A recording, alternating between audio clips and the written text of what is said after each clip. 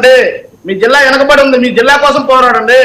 మీ నియోజకవర్గం మా జిల్లా కోసం, మా ప్రజల కోసం మీరు పోరాటం చేశాం. జగన్మోహన్ రెడ్డి గారు ఉన్నప్పుడు మీరు అడిగిన లేవనెత్తి నోరు ఇప్పుడు ఎందుకు నిలబడట్లా? ఇప్పుడు ఎందుకు నోరు లాగట్లా? ఎందుకు మీరు నోరుకు మీరు అనిసివేస్తున్నారు? అంటే మీరు అధికారం ఉన్నప్పుడు మీరు అధికారం లేనప్పుడు ప్రశ్నించారా? మీరు అధికారం లేనప్పుడు ప్రశ్నిస్తారా? అది జగన్మోహన్ రెడ్డి గారు వైఎస్ఆర్ పార్టీ వాళ్ళని ప్రశ్నిస్తారా? మీకు రిజర్వేషన్ కావాలా? మీరు అధికారం లేనప్పుడు మీకు రిజర్వేషన్ అవసరం లేదా? మీ కోపం చెప్పండి. అయ్యా మన అధికారంలో రిజర్వేషన్ అవసరం లేదు, మన అధికారంలో పోతే అప్పుడు నాకు రిజర్వేషన్ కావాలి, అప్పుడు రిజర్వేషన్ అడుగుదాం, అప్పుడు జగన్మోహన్ రెడ్డి గారు మళ్ళీ వస్తే ఆయన రిజర్వేషన్ అడుగుదామని కోపం మీరు సమాధానం చెప్పండి. మీరు ఆ రకంగా ఏమైనా ఉన్నారా?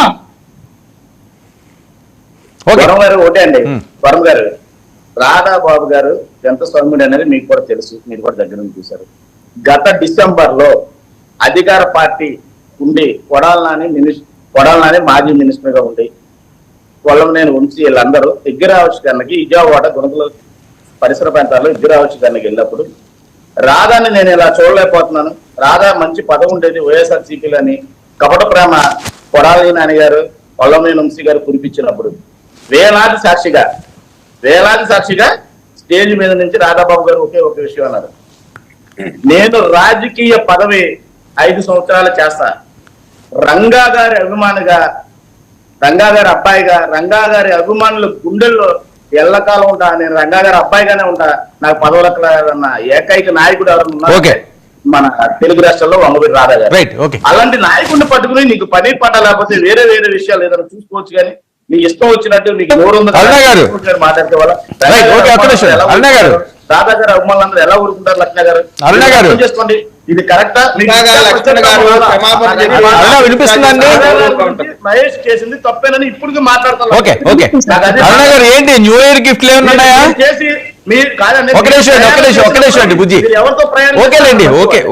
ఒక్క నిమిషం చూద్దాం, ఇది ఇక్కడతో ఆగదు. ఎలాగైనా మహేష్ మీద అయితే చాలా ఆందోళనలు వస్తున్నాయి. అరుణ గారు, న్యూ ఇయర్ గిఫ్ట్లు ఏమైనా ఉన్నాయా? సార్ సంక్రాంతి గిఫ్ట్లు ఉన్నాయంటున్నారు సార్, ఎవరికి వస్తాయి ఆ గిఫ్ట్లు అనేది మాకు కూడా తెలియదు సార్. అది మీ వరకు వస్తున్నాయా లేవా అన్నది. లక్ష్మణ్ లాంటి వాళ్ళు 1000 కళతో ఎదురు చూస్తున్నారు, మా రాయపాటి చెల్లెమ్మలకి వాళ్ళకి రాదా అని.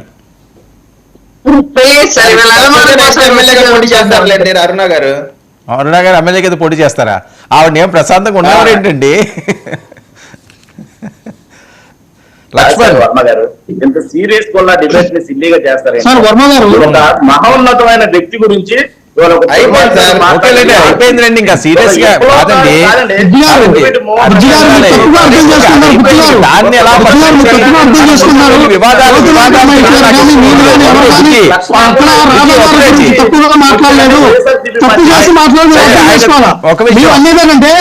ఎవరైతే ఆయన తప్పుగా మాట్లాడలేదు, నేను తప్పు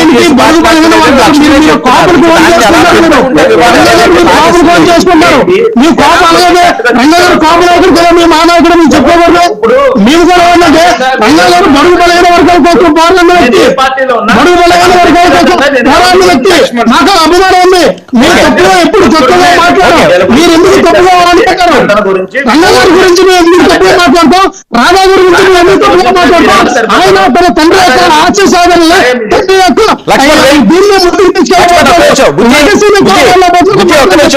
రాధా గారికి ఏదో బంపర్ ఆఫర్ ఉన్నది న్యూ ఇయర్ లో అంటున్నారు. అదేమన్నా మీకు లీకే వచ్చిందా? మీరు ఆయనతో ఎక్కువగా జర్నీ చేస్తుంటారు కాబట్టి ఏంటి, ఏం పదవి ఇవ్వబోతున్నారు?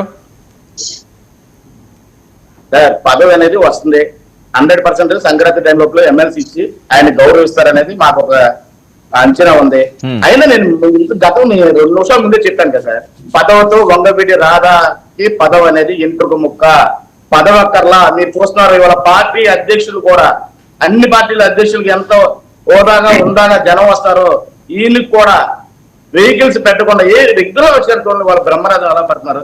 రాధా గారిని స్టార్ క్యాంపెయిన్ గా ఇవాళ కూటమి ప్రభుత్వం మొత్తం అంతా స్టేట్ అంతా తిప్పుకుని క్యాంపెయిన్ చేయించింది. అంటే ఆయన ఎంత స్టామినా ఉన్న అతను, ఎంత ఎవరు పర్సన్